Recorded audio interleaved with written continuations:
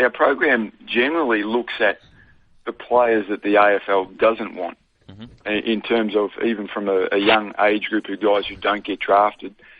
And because of the pay structure in the NFL, there's not going to be anyone leave the AFL to go and play in the NFL, because they can sign you to a contract today and cut you tomorrow, and you don't get any money.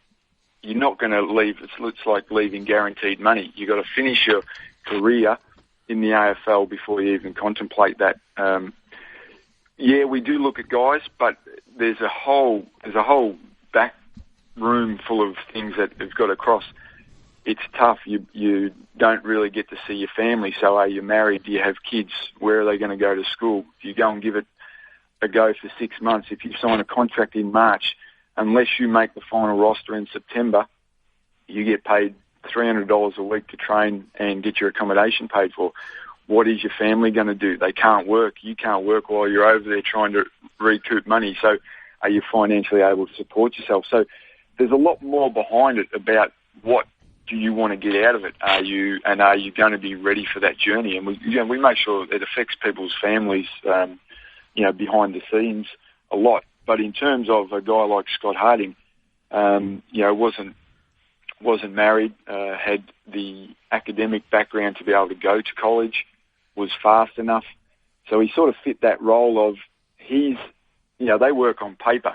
Are your arms this long? Can you run this fast? Can you jump this high? And he fit all those parameters. So, I guess that's why we assess the guys who come to our program, and we give them a realistic look at this is what they're going to expect. And unless you can give us that, they're literally going to look past you. Yep, we can train harder and go longer, but it's so cutthroat. But there's plenty of guys who could do it, but as long as they don't walk into it thinking it is it's a retirement fund, or I was good over here, which means I'll be good over there, because they'll like Scott Harding had to learn a 400-page playbook.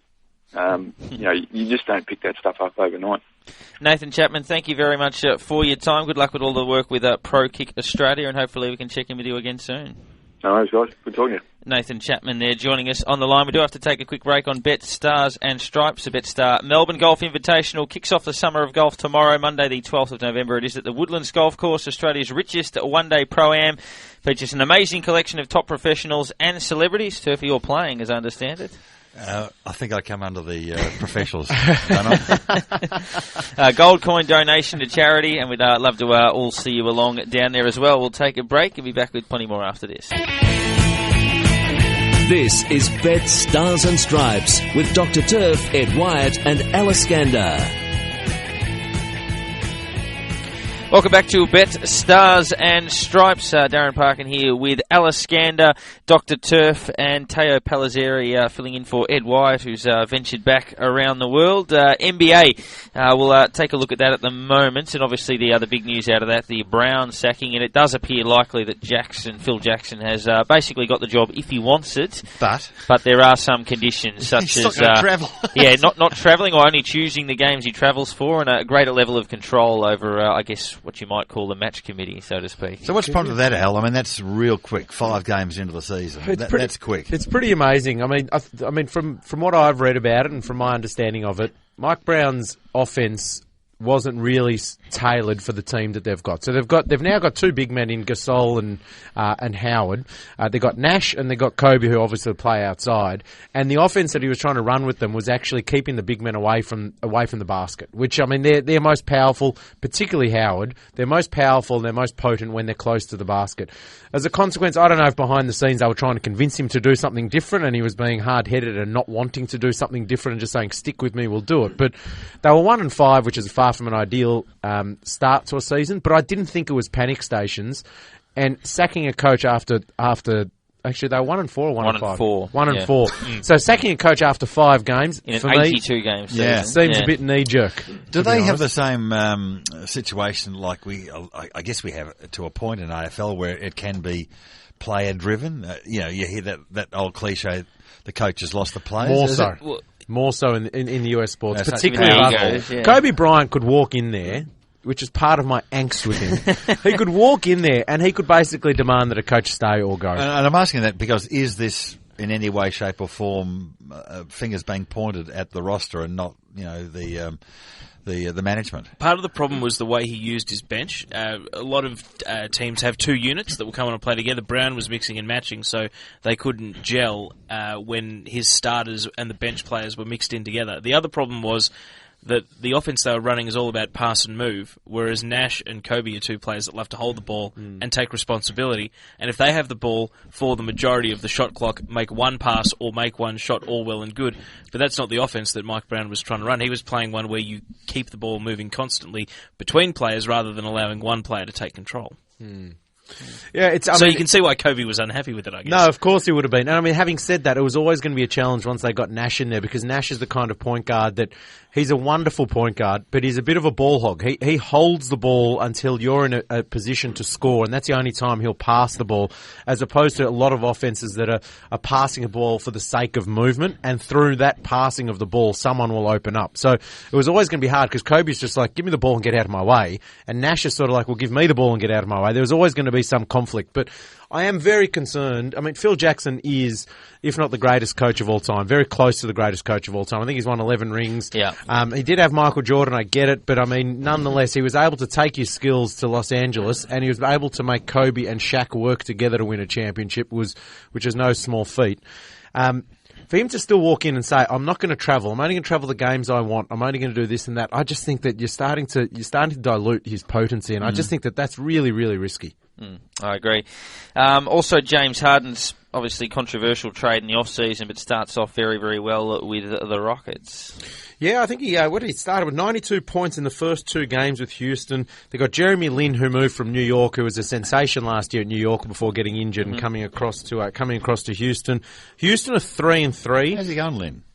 He's going okay. I haven't watched that much of him. Have you seen it, Teo? Points production's been single figures, so he hasn't started the season as well as maybe they would have hoped, but it's because he was coming back from injury as well. And his old mob's kicked on pretty well too.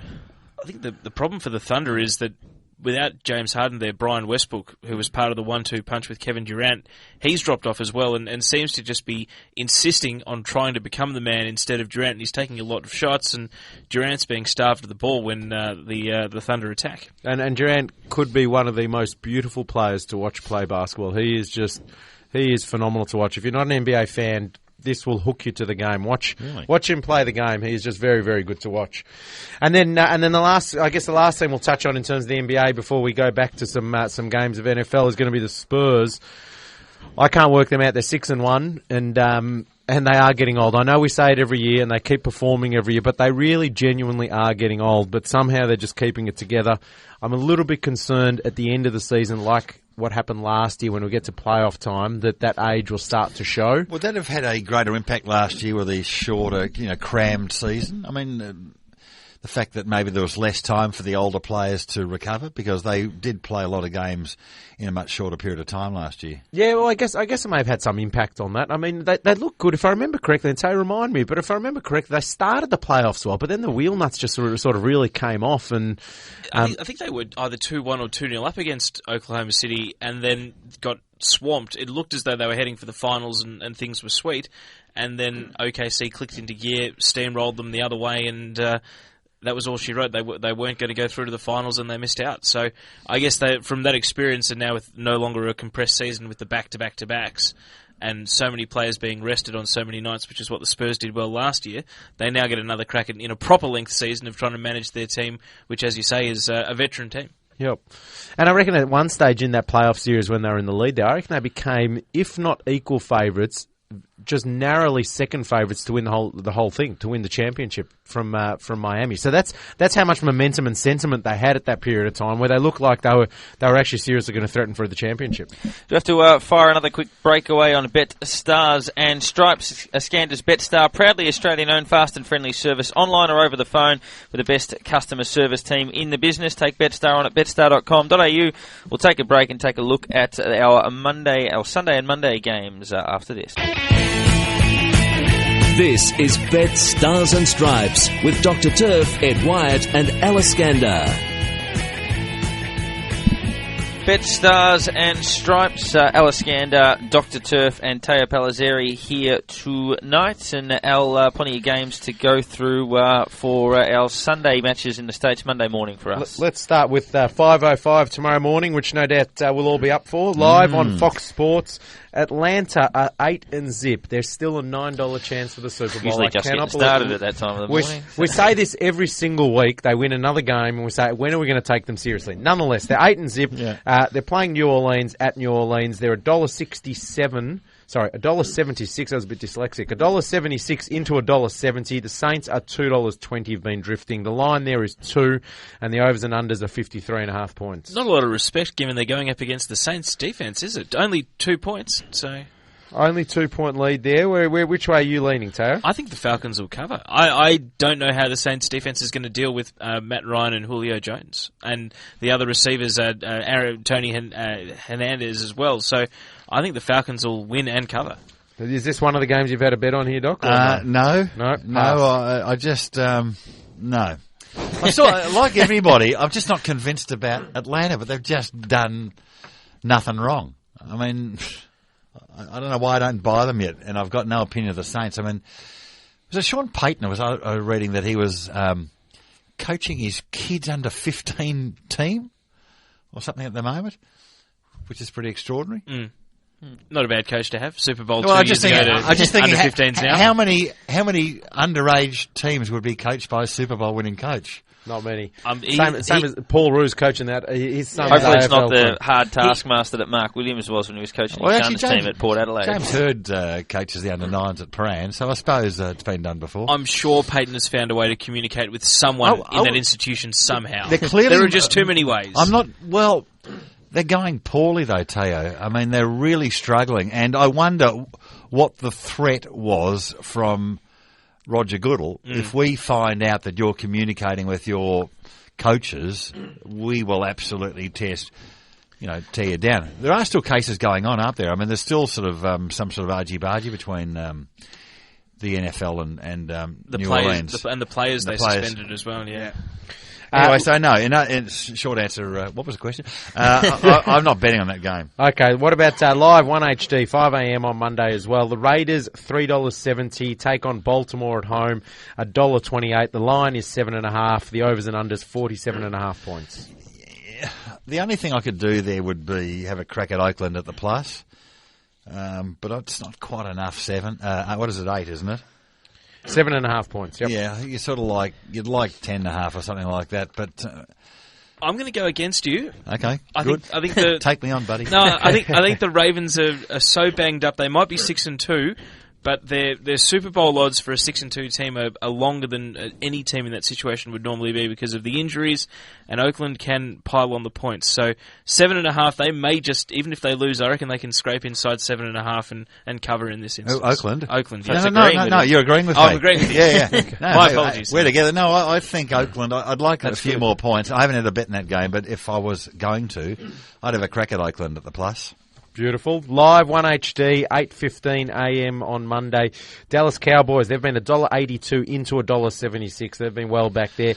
Play the Eagles, $2.10. This game's in Philadelphia. Yep. The line is 1.5. The overs and unders is 44 points. Well, we warned them last week about Philadelphia, and they were horrible again last week. And Vic's getting no protection. He's turning the ball over still anyway. I reckon they're just good things, the Cowboys.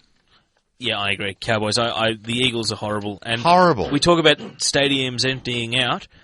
If the Eagles get blown out by the Cowboys in this one, which is plausible, I reckon this could be curtains for Andy Reid. Yeah, okay. You reckon he'll last longer than Rex, do you? Yeah, I think the fan bases of both are crazy and feral, but I think that the disappointment of this Eagles team having been talked up so much is going to really hit home if the Cowboys come to their house and win. The Rams go to San Francisco to take on the 49ers. As you'd expect, San Francisco favourite. They've been $1.18 into $1.15. Rams out to $5.80. The line is 12.5 points, and the overs and unders is 38.5. Yeah, I think that's just a watch game. The betting tells you what sort of game to expect.